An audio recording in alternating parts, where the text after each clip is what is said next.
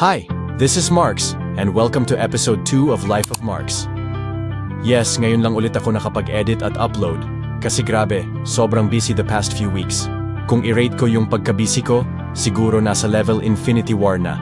Backlogs dito, edits doon, revisions everywhere, parang kalaban mo lahat ng Infinity Stones sabay-sabay, at syempre, may mga biglang urgent tasks na parang si Thanos, isang snap lang, ubos na oras mo.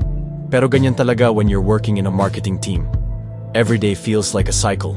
Work, edit, revise, repeat.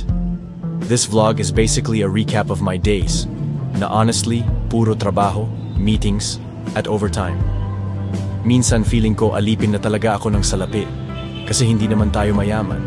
Average life lang, minsan rich, minsan poor, pero kahit ganon, laban pa rin. Alam nyo ba, minsan naiisip ko, is this really the life I want? Pero sabi nga nila, work until you succeed. Totoo yon. Pero dapat, may balance din. Kasi kapag pagod ka na, kapag na-burnout ka na, wala ring saysay yung success. Kaya minsan kailangan din natin magpahinga, kahit simpleng tulog lang ng mahaba, or treat yourself to milk tea or kape. Small things lang, pero malaking tulong sa mental health. Life here in the Philippines is really hard. Totoo yun. Ang daming struggles, traffic, bills, mahal ng bigas at ulam. Pero at the end of the day, we work hard not just to survive, but to hopefully build a better future.